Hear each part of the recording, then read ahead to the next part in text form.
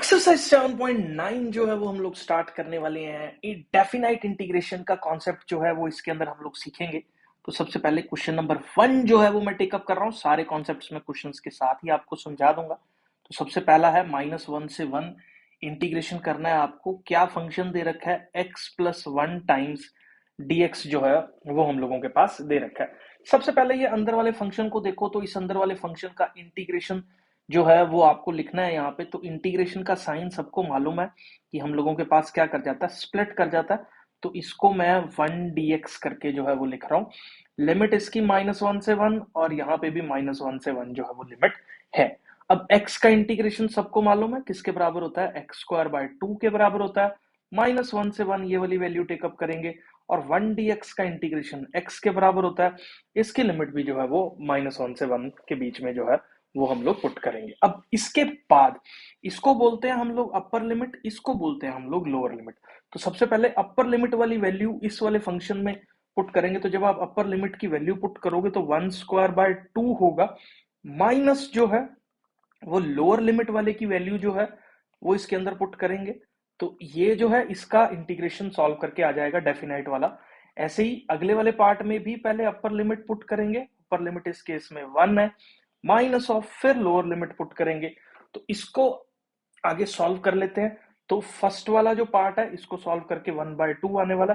तो ये 1/2 जो है वो मैं यहाँ पे लिख रहा हूँ, -1/2 लिख रहा हूँ, +1 लिख रहा हूँ, +1 जो है वो यहाँ पे भी हो जाएगा। इसको सॉल्व करोगे तो 2 जो है वो इस क्वेश्चन का आंसर हम लोगों के पास आ जाएगा। इसमें सी लिखने की जरूरत नहीं है, एकदम डेफिनाइट वैल्यू जो है वो इसकी आती है, इसीलिए इसको डेफिनाइट इंटीग्रेशन जो है वो हम लोग बोल देते हैं। क्वेश्चन नंबर 2 जो है वो बेटा टेकअप करेंगे अगला। काफी सिंपल क्वेश्चन है। हम लोगों के पास यहाँ पे फंक्शन दे रखा है 1/x। इंटीग्रेशन जो है वो आपको 2 से 3 के बीच में करना है, टाइम्स dx जो है वो हम लोगों के पास यहाँ पे गिवन है। अब सबको मालूम है जो 1/x dx का इंटीग्रेशन होता है बेटा जी, वो हम लोगों के पास होता है log x के बराबर। तो जब इसको सॉल्व करेंगे तो इसका इंटीग्रेशन हो जाएगा हमारे पास log x के बराबर। लोअर लिमिट पुट करो 2, अपर लिमिट पुट करो 3, और इसके बाद क्या करेंगे, अपर लिमिट पुट करेंगे माइनस, फिर उसके बाद हम लोग क्या पुट करेंगे, लोअर लिमिट पुट करेंगे। अब आपको यहाँ पे जो है वो लॉगरिथमिक फंक्शन की जो है एक कॉन्सेप्ट आपने दिमाग में बिठानी पड़ेगी कि log m माइनस जो log n है बेटा हम लोगों के पास, ये किसके बराबर होता है, log m बाय n के बराबर होता है। ये प्रॉपर्टी है log की। अगर इसी प्रॉपर्टी को मैं यहाँ पे इस्तेमाल करूंगा तो ये जो है वो log 3/2 के बराबर हो जाएगा। और यही इस पर्टिकुलर क्वेश्चन का आंसर जो है वो हम लोगों के पास आ जाएगा। आई होप बेटा जी ये क्लियर है। नेक्स्ट क्वेश्चन नंबर 3 पे जो है वो मैं मूव कर रहा हूँ। क्वेश्चन नंबर 3 काफी सिंपल है।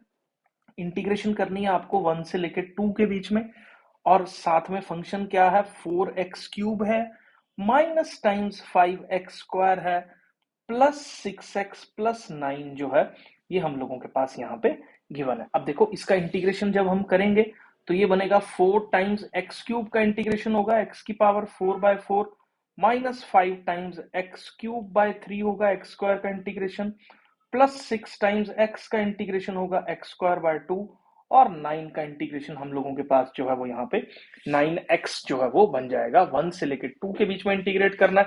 तो सबसे पहले अपर लिमिट जो है वो इसके अंदर पुट करेंगे। तो ये होगा 4 टाइम्स 2⁴/4 +5 टाइम्स यहाँ पे आएगा -5 टाइम्स, साथ में होगा यहाँ पे 2⁵3/3 +6 टाइम्स 2⁵2/2 +9 टाइम्स 2 जो है वो अपर लिमिट पुट करके आ गया बेटा।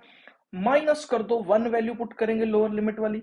तो ये होगा 4 टाइम्स 1/4, 1⁴4/4 हो गया, -5 टाइम्स 1⁵3/3 हो गया, +6 टाइम्स 1⁵2/2 हो गया, और प्लस यहाँ पे 9 टाइम्स 1 जो है वो यहाँ पे सॉल्व करके हमारे पास जो है वो आ जाएगा। इसको अगर मैं डिटेल में सॉल्व करूंगा बेटा, ये बहुत सिंपल एल्जेब्रिक एक्सप्रेशन है जिसमें प्लस माइनस मल्टीप्लाई और डिवाइड ही हम लोगों को जो है वो करना। इसको जब आप सॉल्व करोगे तो ये 64/3 जो है वो इस पर्टिकुलर क्वेश्चन का आंसर जो है वो आ जाएगा। आई होप बेटा जी ये क्लियर है। नेक्स्ट क्वेश्चन नंबर 4 के ऊपर जो है वो मैं मूव कर रहा हूं। तो क्वेश्चन नंबर 4 का स्टेटमेंट हम लोगों के पास क्या बोल रहा है, 0 से लेके π/4 के बीच में जो है वो आपको इंटीग्रेशन करना है। कौन सा फंक्शन है हम लोगों के पास, साइन 2x dx जो है वो हम लोगों के पास है। अब साइन x का डेरिवेटिव जो है बेटा जी हम लोगों के पास होता है माइनस ऑफ कॉस 2x, और 2x के डेरिवेटिव से नीचे डिवाइड करना है, सॉरी साइन 2x का इंटीग्रेशन की बात हम लोग कर रहे हैं, तो माइनस कॉस 2x होगा डिवाइडेड बाय 2 होगा। अब इसके अंदर लोअर लिमिट है 0, अपर लिमिट है पाई बाय 4। अब यहाँ पे क्या करेंगे, पहले अपर लिमिट पुट करेंगे, cos 2 times pi by 4 divided by 2 हो गया, minus of lower limit put करेंगे, cos 2 टाइम्स 0 डिवाइडेड बाय 2।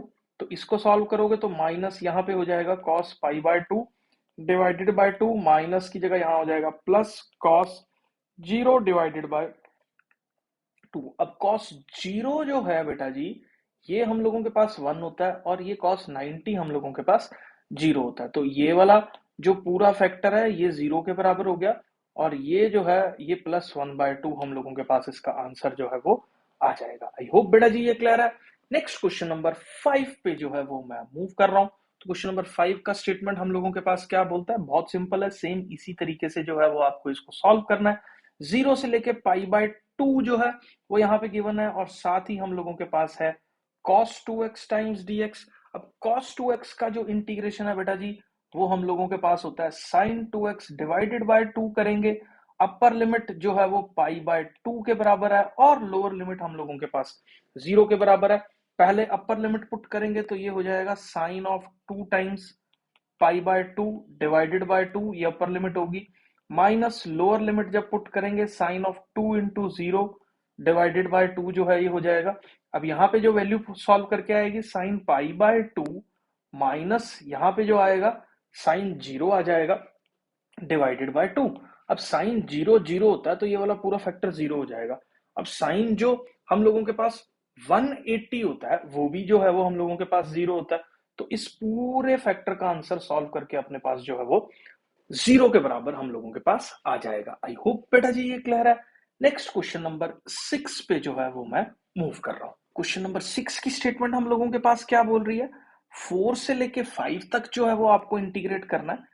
किसको इंटीग्रेट करना है, e की पावर x dx को जो है वो इंटीग्रेट करना है। अब e की पावर x का इंटीग्रेशन जो है वो e की पावर x ही होता है। 4 से लेके 5 तक इसको इंटीग्रेट करेंगे, जब अपर लिमिट पुट करेंगे तो e की power 5 minus times lower limit put करेंगे तो e की पावर 4। ये इस पर्टिकुलर क्वेश्चन का आंसर जो है वो हम लोगों के पास आ जाएगा। आई होप बेटा जी ये क्लियर है।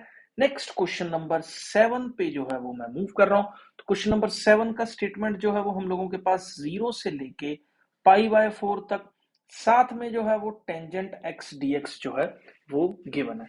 तो अब बेटा जी इसका शायद आपको इंटीग्रेशन याद हो, ये हम लोगों के पास होता है log ऑफ सीकेंट x के बराबर, और कहां से कहां तक जो है वो आपको इंटीग्रेट करना है, 0 से लेके पाई बाय 4 तक। अब इसके अंदर जब आप अपर लिमिट पुट करोगे बेटा जी तो ये हो जाएगा secant of pi by 4, minus जब आप इसमें लोअर लिमिट पुट करोगे तो ये हो जाएगा सीकेंट 0। अब जो सीकेंट पाई बाय 4 है वो अंडर रूट 2 के बराबर होता है, माइनस जो यहाँ पे सीकेंट 0 है वो हम लोगों के पास 1 के बराबर होता है। अब बेटा जी आप एक चीज अपने दिमाग में बिठा लो कि log 1 जो है वो हमारे पास 0 के बराबर होता है, तो ये वाला पूरा फैक्टर 0 हो गया। अब ये जो है वो हम लोगों के पास होता है log 2 की पावर 1/2। अब यहाँ पे एक और प्रॉपर्टी है log a की पावर m जो है वो हम लोगों के पास m log a के बराबर रहता है। तो ये भी जो है वो हम लोगों के पास क्या हो जाएगा 1/2 टाइम्स, साथ में जो है वो log 2 प्लस c जो है वो इसका आंसर हम लोगों के पास हो जाएगा। आई होप बेटा जी ये क्लियर है। नेक्स्ट क्वेश्चन नंबर 8 पे जो है वो मैं मूव कर रहा हूँ। क्वेश्चन नंबर 8 का स्टेटमेंट भी काफी सिंपल क्वेश्चन है ये वाला। इसके अंदर लोअर लिमिट दे रखी है पाई बाय 6, और अपर लिमिट दे रखी है हम लोगों के पास पाई बाय 4। साथ ही जो है वो कोसिकेंट x dx का इंटीग्रेशन जो है वो आपको करना है। अब देखो कोसिकेंट x dx का इंटीग्रेशन ये थोड़ा सा कई बार बच्चों को लर्न नहीं होता या भूल जाते हैं। तो इसका जो इंटीग्रेशन होता है वो बेटा हम लोगों के पास रहता है log of cosecant x minus, साथ ही यहाँ पे लिखना है आपको cot x, और इसकी लिमिट जो है बेटा जी वो कहां से कहां वेरी कर रही है, पाई बाय 6 से लेके पाई बाय 4 के बीच में जो है वो वेरी कर रही है। अब सबसे पहले बेटा इसके अंदर हम लोग क्या पुट करेंगे, सबसे पहले अपर लिमिट पुट करेंगे तो अपर लिमिट जब पुट करेंगे तो ये हो जाएगा cosecant of pi by 4 minus cot times pi by 4, ये होगी upper limit, minus lower limit put करेंगे तो ये हो जाएगा cosecant of pi by 4 minus, sorry यहाँ पे हो जाएगा 6 minus cot of pi by 6 जो है वो हम लोगों के पास यहाँ पे हो जाएगा। अब देखो बेटा जी, जो हमारे पास कोसिकेंट पाई बाय 4 है ये अंडर रूट 1 होता है, और कॉट जो पाई बाय 4 है वो 1 के बराबर होता है, माइनस लॉग ऑफ कॉसिकेंट जो हमारे पास पाई बाय 6 है ये जो है वो 2 के बराबर होता है, माइनस कॉट पाई बाय 6 जो है वो अंडर रूट 3 के बराबर जो है वो हम लोगों के पास रहता है। अब देखो यहाँ पे क्या फॉर्मूला लगेगा, log M minus log N, ये हम लोगों के पास किसके बराबर रहता है, log M divided by N के बराबर जो है ये हम लोगों के पास रहेगा, प्लस साथ में सी जो है इस पर्टिकुलर क्वेश्चन का आंसर हम लोगों के पास आ जाएगा। आई होप बेटा जी ये क्लियर है। नेक्स्ट क्वेश्चन नंबर 9th पे जो है वो मैं मूव कर रहा हूं। क्वेश्चन नंबर 9th का अगर आप स्टेटमेंट देखो काफी सिंपल है, 0 से लेके 1 तक 1 by under root of 1 minus X square times dx के बराबर जो है ये होगा।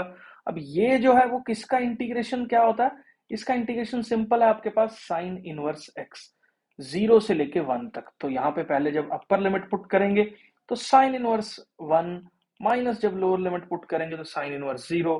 अब साइन इनवर्स 1 की जो वैल्यू है वो पाई बाय 2 होती है और साइन इनवर्स 0 0 के बराबर होता है। इसको जब हम सॉल्व करेंगे तो ये हम लोगों के पास जो है वो पाई बाय 2 के बराबर आ जाएगा। आई होप बेटा जी ये क्लियर है। नेक्स्ट क्वेश्चन नंबर 10 पे जो है वो मैं मूव कर रहा हूँ। क्वेश्चन नंबर 10 का अगर आप स्टेटमेंट थोड़ा सा ध्यान से देखो तो ये भी बहुत सिंपल है, हम लोगों के पास इंटीग्रेशन निकालना है 0 से लेके 1 तक, साथ में दे रखा है dx by 1 plus X square जो है वो हम लोगों के पास ये वाली वैल्यू जो है वो दे रखी है। अब इसका जो इंटीग्रेशन है बेटा जी ये याद रखो आप, ये टेंजेंट इनवर्स x के बराबर होता है, 0 से लेके 1 तक इसकी रेंज है, और यहाँ पे अपर लिमिट पुट करेंगे तो ये किसके बराबर हो जाएगा, टेंजेंट इनवर्स 1 माइनस साथ में टेंजेंट इनवर्स 0। टेंजेंट इनवर्स 1 होता है पाई बाय 4 के बराबर, टेंजेंट इनवर्स 0 जो है वो 0 के बराबर होता है। इसको सॉल्व करके बेटा जी हम लोगों के पास पाई बाय 4 जो है इस क्वेश्चन का आंसर हम लोगों के पास आ जाएगा। आई होप बेटा जी ये क्लियर है। नेक्स्ट क्वेश्चन नंबर 11 पे जो है वो मैं मूव कर रहा हूँ। तो क्वेश्चन नंबर 11 का स्टेटमेंट क्या बोल रहा है, 2 से लेके 3 तक आपको इंटीग्रेशन करना है किसका, dx by X square minus 1। अब यहाँ पे जो एक्स स्क्वायर माइनस 1 है इसके अंदर फॉर्मूला लगेगा x square minus a square का 1/2a log of x minus a by x plus a के बराबर जो है इसका इंटीग्रेशन रहता है।